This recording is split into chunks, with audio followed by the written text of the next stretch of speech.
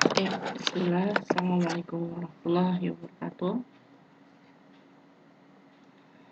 Eh, Semoga anak-anak ibu yang ibu sayangi dan ibu cintai karena Allah Ta'ala diberikan kesehatan oleh Allah Ta'ala, yang sakit segera disembuhkan penyakitnya, yang sudah sehat segera diberikan manfaat kesehatannya agar bisa melakukan kegiatan-kegiatan yang positif. Yang sedang ada masalah segera dibantu oleh Allah Ta'ala dalam menyelesaikan masalahnya. Kembali lagi di pelajaran IPA. Kesempatan kali ini insya Allah kita akan mempelajari bab 10 ya, dan juga bab 11 ya. Bab 10 mengenai struktur bumi dan bab 11 mengenai tata surya.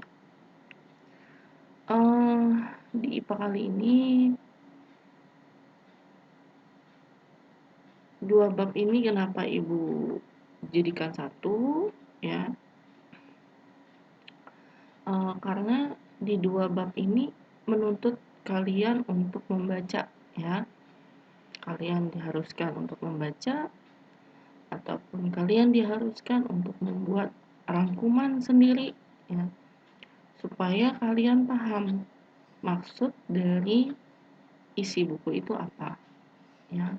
Jadi ibu tidak akan menggambarkan secara mendetail ya, karena kalian sudah besar, jadi kalian harus belajar pertama ya yang sifatnya hafalan ataupun sifatnya bentuknya teks ya. Kalian harus belajar tanggung jawab ya kepada diri sendiri. Jika bentuknya hitungan ya, baru ibu jelaskan secara lebih detail ya. Jika seandainya ibu lupa untuk menjelaskannya, maka kalian bisa wapri ibu. Nah, nantinya ibu bisa kirimkan video lanjutannya mengenai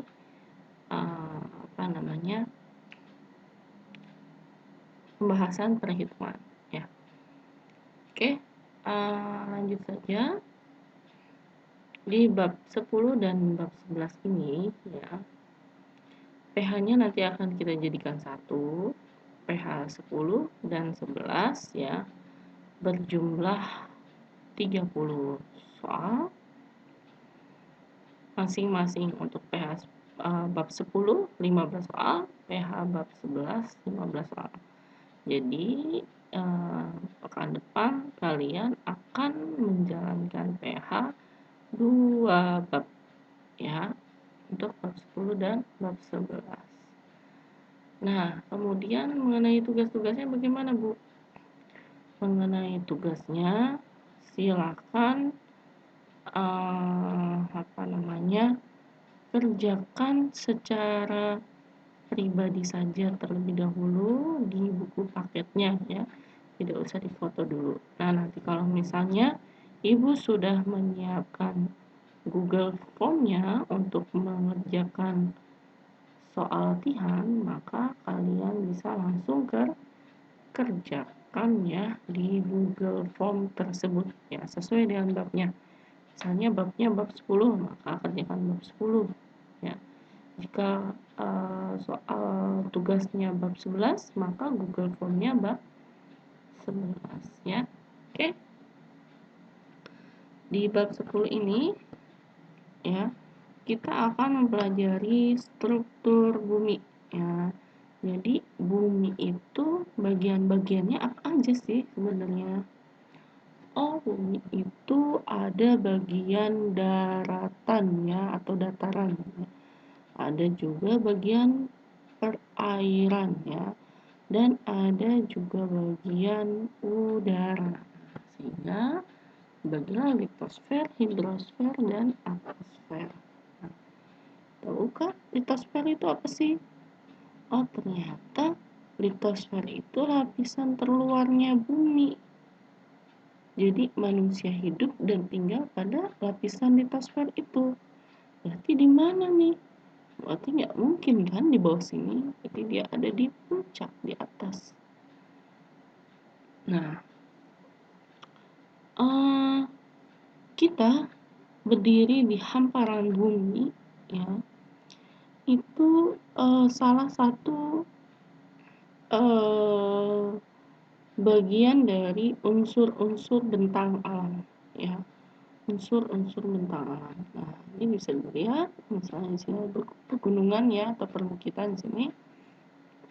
Di sini ada gunung, ya, atau bukit yang memiliki sudut dan kemiringan. Nah, kalau ada sudut berarti kan ada puncak, berarti kan ada kemiringan. Sehingga, ya, sama kayak hubungan antara matematika dengan geografis, ada kemiringan medan, ya, terus ada ketinggian puncak. Ya, puncaknya di sini, kemiringan medan ini yang garis ke bawah ini, ya. Terus ada muka daratan. Nah, ini muka daratan nih yang bentuknya landai atau datar, ya, seperti itu.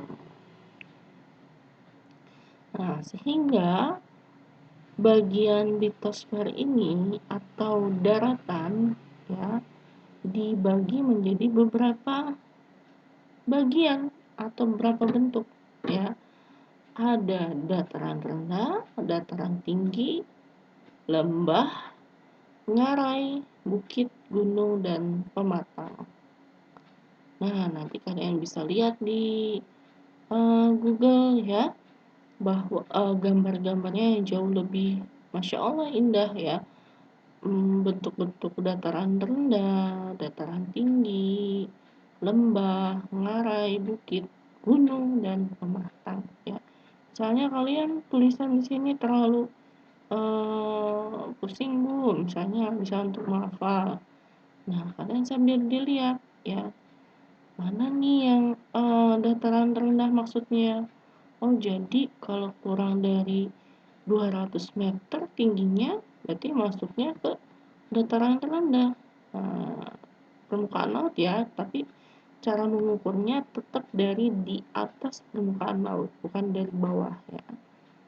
Terus kalau dataran tinggi, ya, berarti daratannya melandai yang terletak di pegunungan. Berarti tingginya harus lebih dari 200 meter.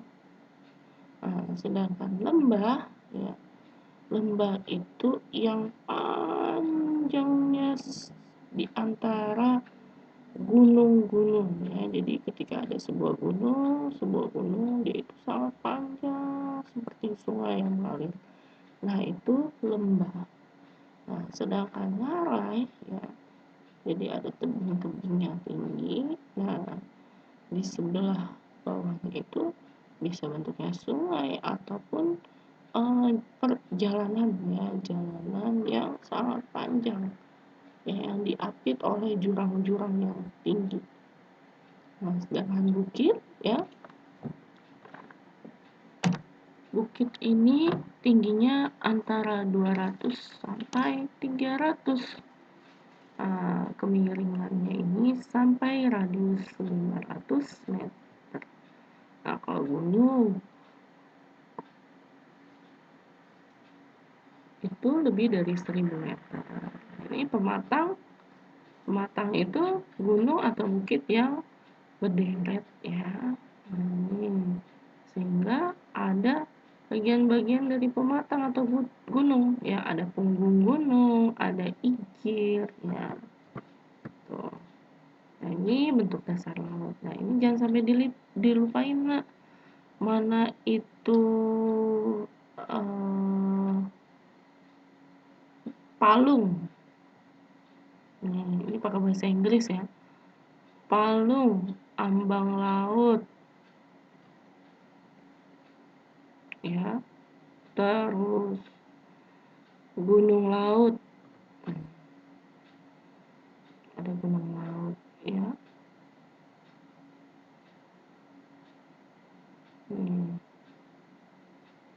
Ya, Jadi kenapa gunung laut? Karena puncaknya ini muncul di atas permukaan laut. Contohnya Gunung Krakatau ya.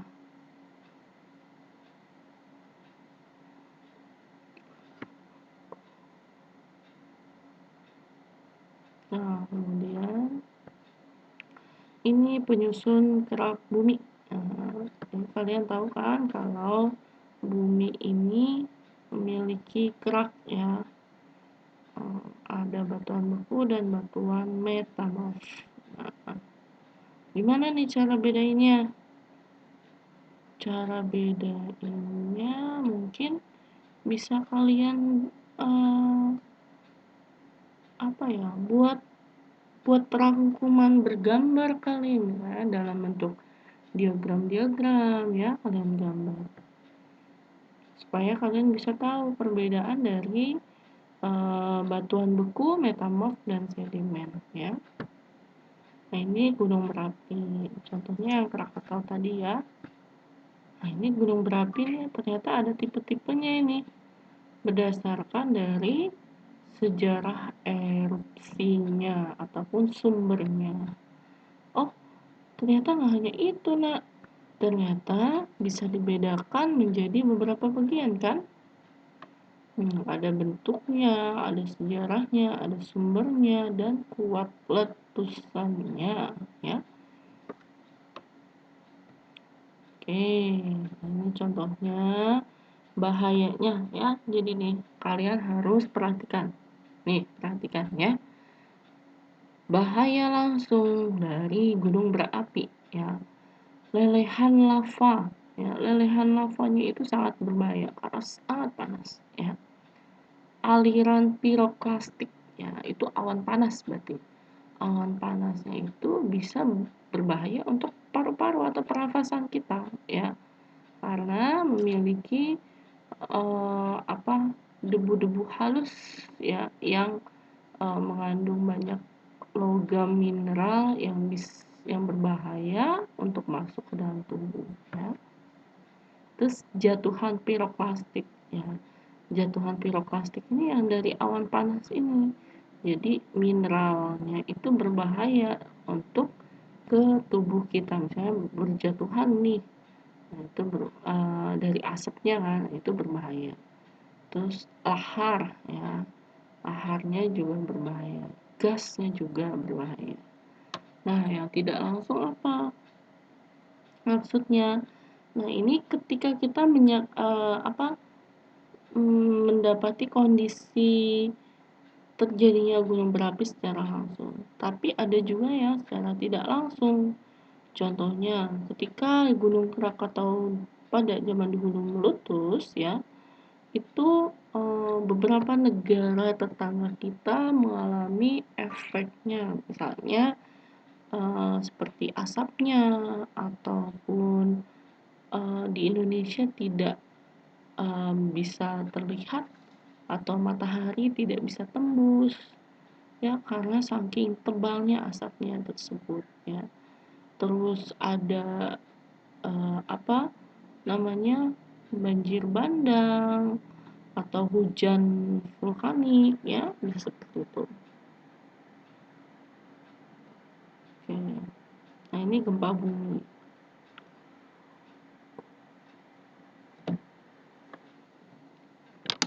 Di Jepang, ya, ada sonar yang dapat mendeteksi gempa, ya, karena di sana banyak sekali gunung-gunung yang aktif untuk menghasilkan gempa, sehingga bangunan-bangunannya dirancang untuk tahan terhadap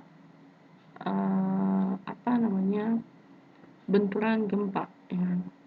Nah, gempa, ya,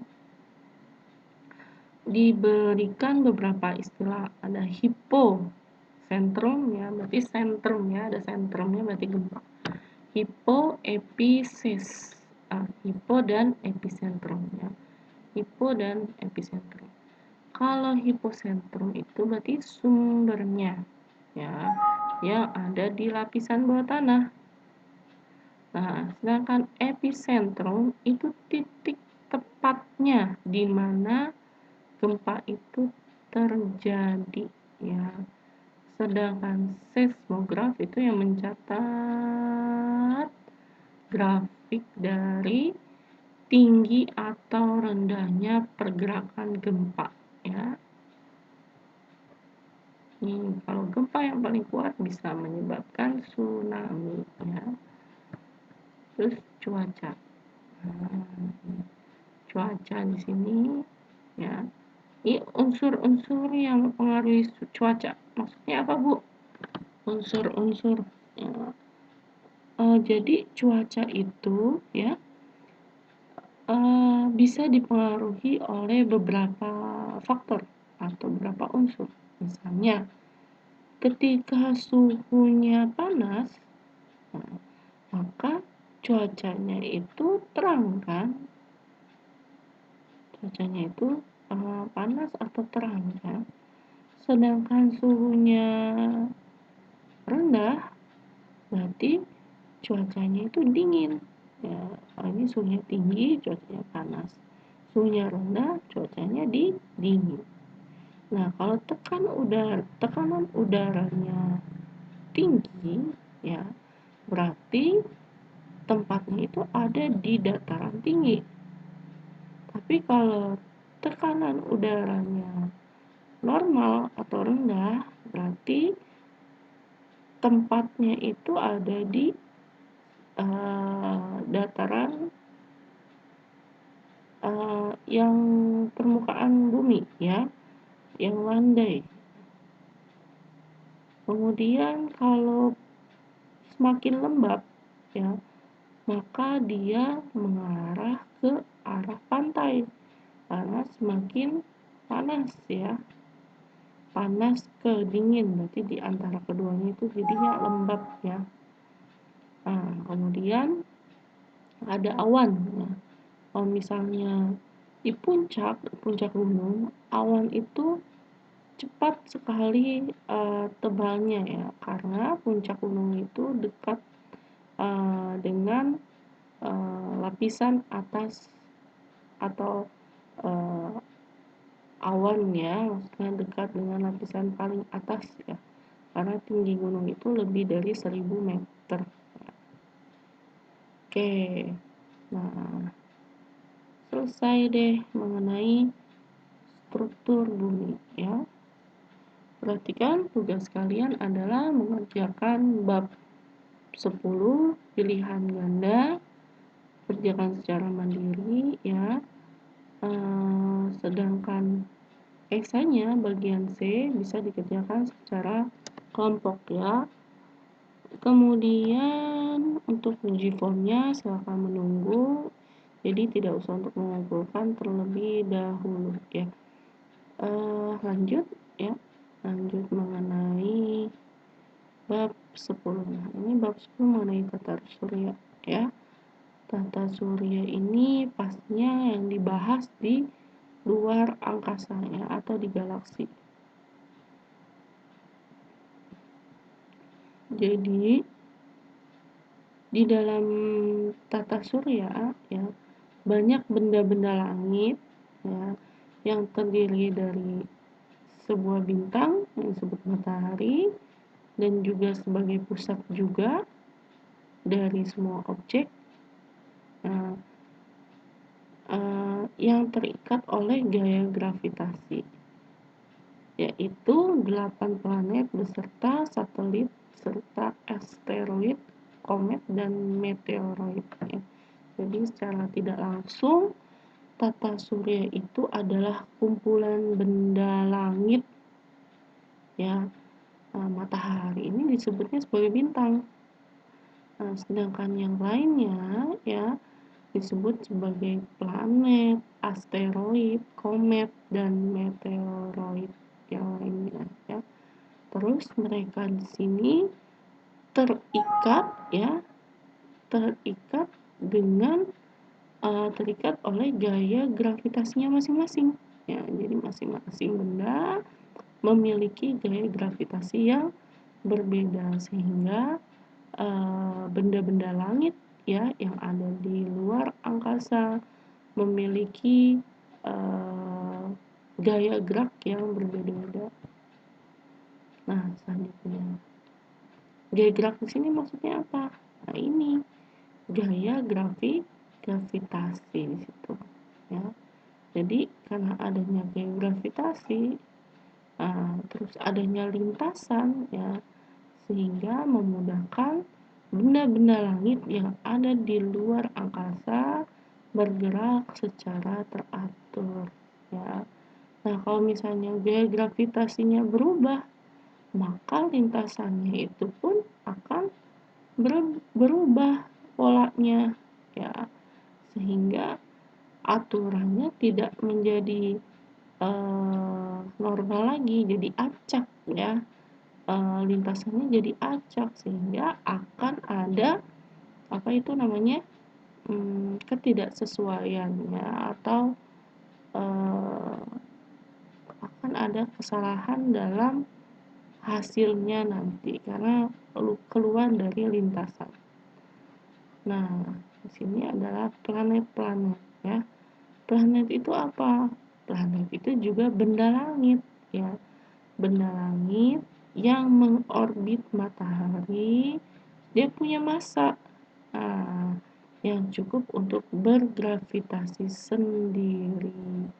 Nah, biasanya bentuknya itu bulat, ya, dan dapat membersihkan benda-benda kecil di sekitar orbitnya dengan ditangkap sama dia lewat gravitasinya.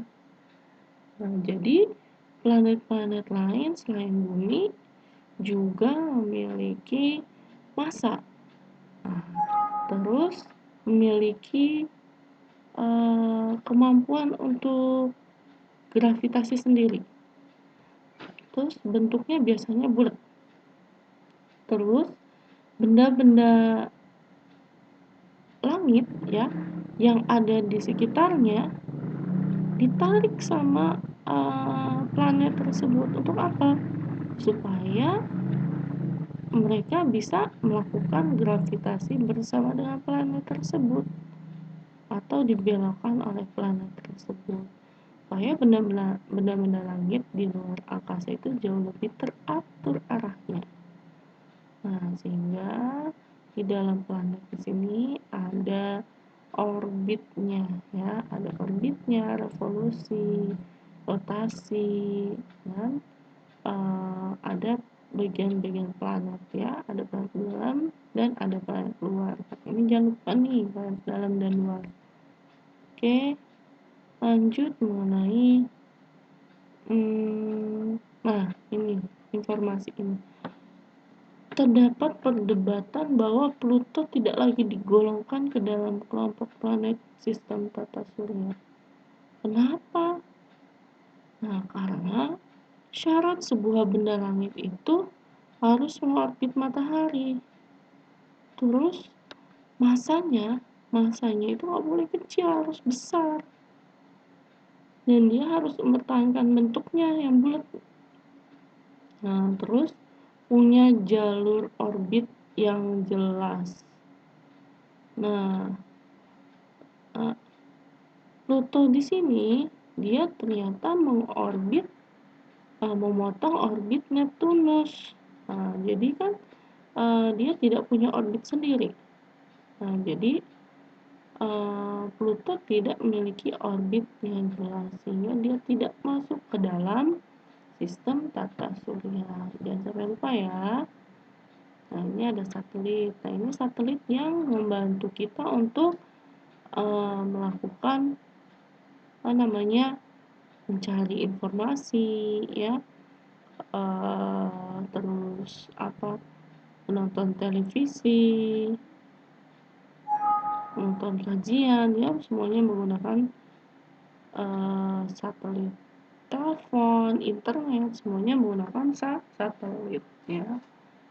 Jadi satelit juga termasuk benda langit, ya, yang mengelilingi planet atau pengiring planet. Jadi kalau ditanya pengiring planet contohnya apa? Satelit, Bu. Oke, bentar, bagus, insya Allah. Nah, satelit di sini jika tidak digunakan, dia lama-kelamaan akan rusak Nah, ini tidak bisa untuk dibakar. Dia akan terbuang ke luar angkasa sebagai sampah atau benda yang tidak bermanfaat lagi di luar angkasa. Berarti dia sebagai sampah luar angkasa, ya. Jadi dia akan menjadi sampah kalau tidak bisa digunakan lagi. Nah, ada 146 satelit nih. Dimiliki oleh Saturnus 53, Jupiter 50, dan lain sebagainya, ya. Nah, ada asteroid, ya. Tadi ada satelit, sekarang ada asteroid. Asteroid itu seperti ini, ya, punya asteroid. Jadi dia planet kecil, yang jumlahnya puluhan ribu dan mengorbit mengelilingi matahari. Contohnya Icarus, Ceres, Pallas, Juno, dan Vesta. Nah, ini komet, ada komet Halley, komet Brooks, komet Biela, Encke, dan Gale, ya. Komet itu biasanya disebut sebagai bintang berekor. Ada komet itu bukan bintang, tapi debu sama gas yang membeku, ya. Nah, ini ada meteoroid. Jadi meteoroid itu benda, ya, benda langit yang jatuh ke bumi dan terbakar.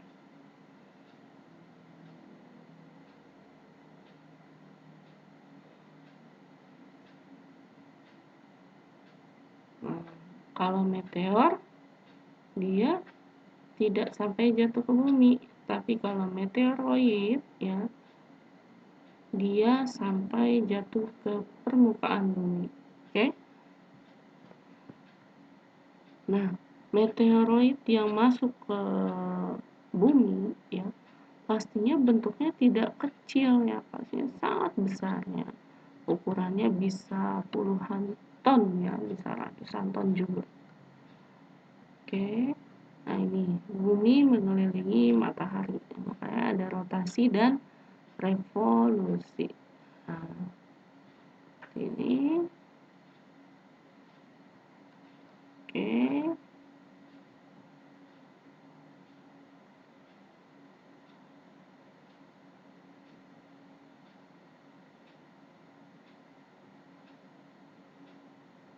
Nah, jika ada yang ingin ditanyakan mengenai poin ke-11 sampai ke-13, ya, silakan kalian baca di buku, kemudian kalian tanyakan apa maksud dari poin 11 sampai 13 ini, ya. Oke, semoga bermanfaat. Ibu akhiri. Wassalamualaikum warahmatullahi wabarakatuh.